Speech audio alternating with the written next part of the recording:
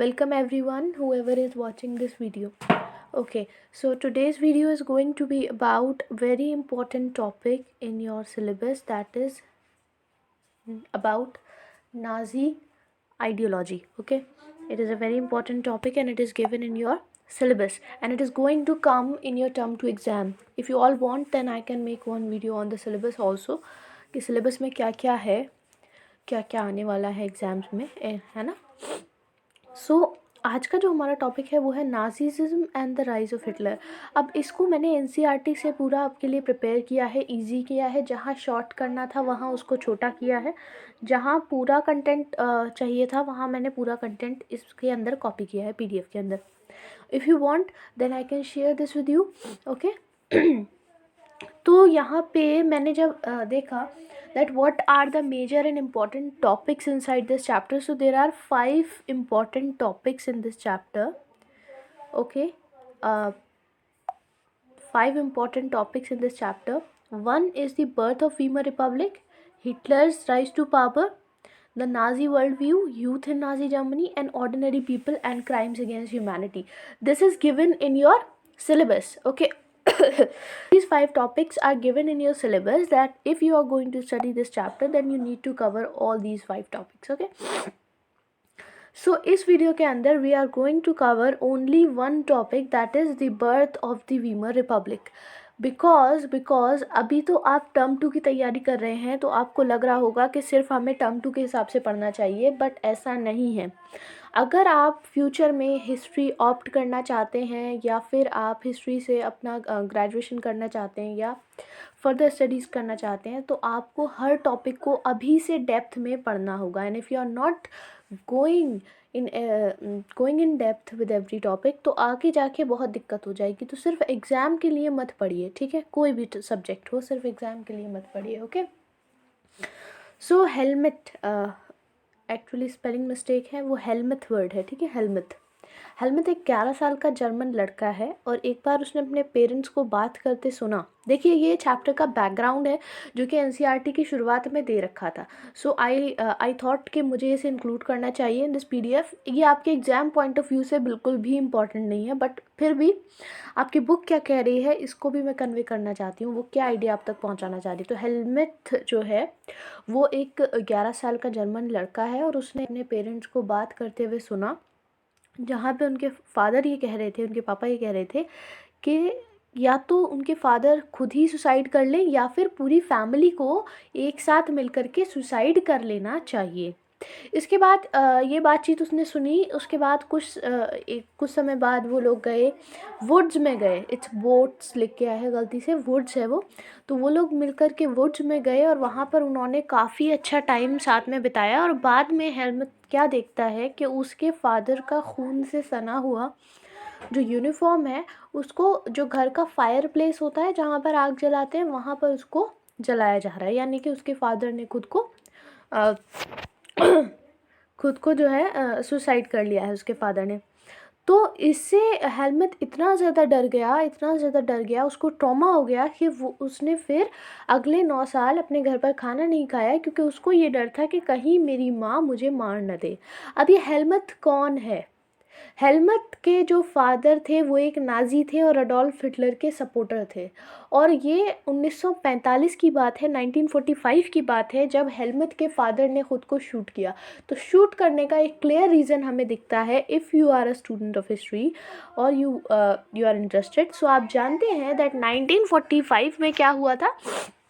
World war second ख़त्म हुआ था और जिसमें जर्मनी की हार हुई थी, जर्मनी की डिफ़ीट हुई थी. और डिफ़ीट होने की वजह से जो हिटलर हैं और जो बाकी उनके सपोर्टर्स हैं उन्होंने बर्लिन बंकर में खुद को मतलब सब इकट्ठे होकर के और सब ने वहाँ पर सुसाइड कमिट कर लिया था. तो ये जो बात है ये बहुत इम्पॉर्टेंट है. इसीलिए इन्होंने ये एक क्रिएट किया है हेलमेट की फैमिली को दिखा करके, ताकि आप अंदाज़ा लगा सकें कि हेलमेट जैसे कितने ही परिवार होंगे, हेलमेट जैसे कितने ही लोग होंगे और उनके जिनके भी जो भी नाजी सपोर्टर्स रहे होंगे उनके लिए कितनी दिक्कत हुई होगी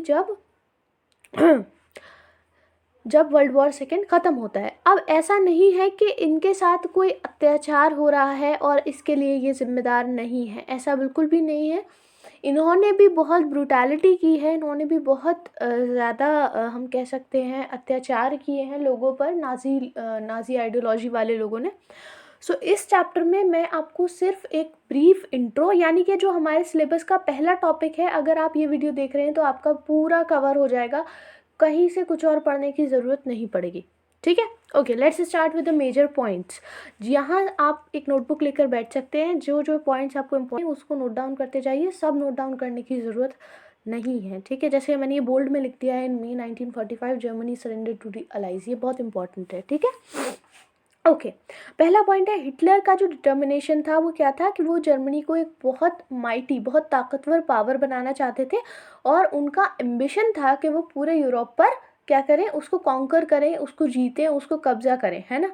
तो हिटलर क्या चाहते थे, अगर हमें एक लाइन में बोलना हो तो वो ये चाहते थे that he wanted, or Hitler's determination was to make Germany into a mighty power, and his ambition of conquering all of Europe. Okay, his ambition was to conquer all of Europe. So ये point आपको बहुत ज़्यादा याद रखना चाहिए। इसी ideology के basis पर पूरी कहानी चलेगी हमारे इस चैप्टर में।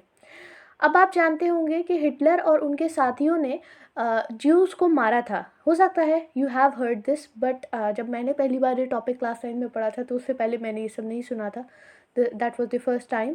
सो आप में से बहुत सारे ऐसे होंगे जो पहली बार सुन रहे हैं। तो हुआ ये था कि इन्होंने ज्यूज़ को भारी मात्रा में मारा था। ज्यूज़ यानी कि ये एक रिलीजन है ना। ज्यूज़ जो होते हैं ये एक रिलीजन है, जिसको हिंदी या उर्दू में हम यहूदी कहते हैं, है ना। तो इन्होंने भारी मात्रा में, काफ़ी ज़्यादा नंबर्स में इनको मारा था। अब मारने के पीछे क्या रीज़न था वो हम इस चैप्टर में देखेंगे। अभी तक की स्टोरी बिल्कुल क्लियर होनी चाहिए दिमाग में आपको कि हिटलर जो थे वो जर्मनी को बहुत बड़ा पावर बनाना चाहते थे। हिटलर के जो सपोर्टर्स थे उनके साथ 1945 के बाद बहुत ज़्यादा वो लोग ट्रॉमेटाइज्ड हो गए थे, बहुत परेशान थे कि क्या करें। कुछ ने साथ में सुसाइड भी कर लिया था। ठीक है, यहाँ तक की आइडिया बिल्कुल क्लियर होना चाहिए। आगे बढ़ते हैं। तो नाजिज्म क्या है? ये एक सिस्टम है, स्ट्रक्चर ऑफ आइडियाज़ है ना। यानी कि वर्ल्ड और पॉलिटिक्स दोनों को लेकर एक अलग आइडियोलॉजी है। जैसे कि होता है ना, अलग अलग आइडियोलॉजीज होती हैं, सोशलिज्म है, कम्युनलिज्म है ना। देयर आर रैशनलिज्म है, एक्सट्रीमिज्म है ना। सो अलग अलग आइडियोलॉजीज होती हैं about the world and politics. Different people have different ideas that the world is that the world should be govern like this, और the politics should be done in this way. तो हर इंसान की अपनी ideology होती है। इसी तरीके से एक आइडियोलॉजी क्या होती है? बेसिकली आइडियोलॉजी है किसी भी आइडिया का एक सिस्टमैटिक स्ट्रक्चर होना। समझ रहे हैं? यानी एक बेसिकली एक आइडिया नहीं है अकेला, वो उसके साथ में बहुत सारे आइडियाज़ जुड़ करके एक सेट बना रहे हैं, एक स्ट्रक्चर बना रहे हैं। उसको हम कह रहे हैं स्ट्रक्चर ऑफ आइडियाज़ और आइडियोलॉजी। तो ये नाजिज्म जो है ये एक सिस्टम है, स्ट्रक्चर ऑफ आइडियाज़ है वर्ल्ड और पॉलिटिक्स के बारे में। मई 1945 में क्या होता है? जर्मनी अलाइज को सरेंडर कर देती है। अब ये अलाइज कौन है? Let's look up at that. इस वीडियो के अंदर आपका ब्रीफ इंट्रो विद आपका फर्स्ट टॉपिक, दोनों चीज़ें मौजूद हैं। ठीक है, so if you wanted to share with someone you can, okay, so that I am motivated that I should make more such videos. 1945 के मई महीने में क्या होता है? जर्मनी को अलाइज को सरेंडर करना पड़ता है। अलाइज कौन है यहाँ पर? अभी हम देखेंगे। हिटलर और उनके प्रोपेगेंडा मिनिस्टर और उनकी पूरी फैमिली सुसाइड कमिट कर लेती है कलेक्टिवली, यानी एक साथ मिलकर के सभी लोग सुसाइड कर लेते हैं। बर्लिन जो है वो जर्मनी का कैपिटल है।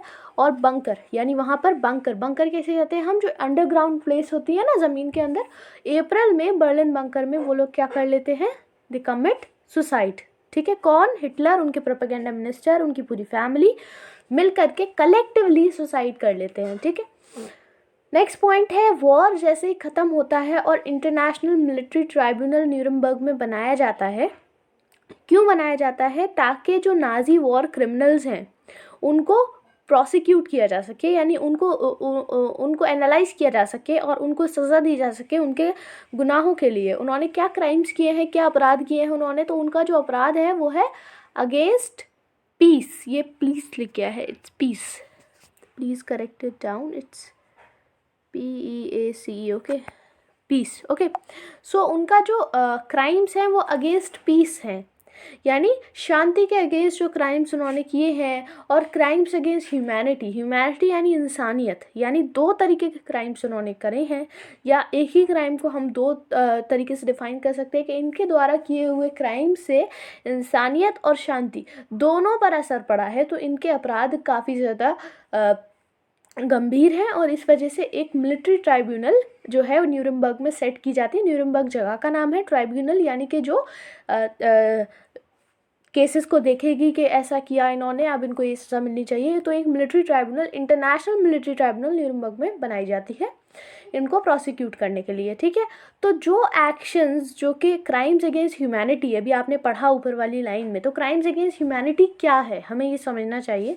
सो ये है serious moral and ethical questions, है ना, यानी कि ये जो क्राइम्स अगेंस्ट ह्यूमैनिटी हैं, जब आप पढ़ेंगे इनके बारे में कि एक्चुअली में किया क्या था इन्होंने, तो आप देखेंगे कि जब आप देखेंगे कि कितनी ब्रुटैलिटी इन लोगों ने की है, तो फिर एक मॉरल और एथिकल क्वेश्चंस हमारे दिमाग में खड़े होने लग जाएंगे कि क्या जो इन्होंने किया वो कितना गंभीर है ना, और उससे पूरी दुनिया जो है वो उसको कंडेम करती है, यानी ऐसा नहीं करना चाहिए, ओके।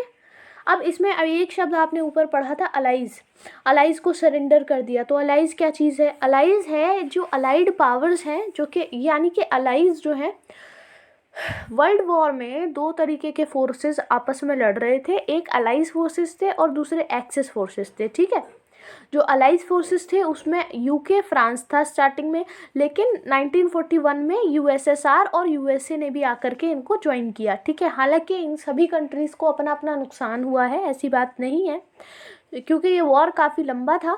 तो 1941 में जब यूएसएसआर यानी कि जो हमारा सोवियत यूनियन है, और यूएसए यानी कि जो यूनाइटेड स्टेट्स ऑफ अमेरिका है, दोनों जब ज्वाइन करते हैं, तो इससे जो अलाइड फोर्सेस हैं उनका पावर बढ़ जाता है, और इससे वो एक्सिस फोर्सेस को डिफीट कर देते हैं, ठीक है। जो कि एक्सिस फोर्सेस कौन कौन से हैं, जर्मनी, इटली और जापान, इसको कहीं नोट कर लीजिए। अलाइड में कौन कौन से हैं, यूके, फ्रांस और यूएसएसआर, यूएसए, ठीक है।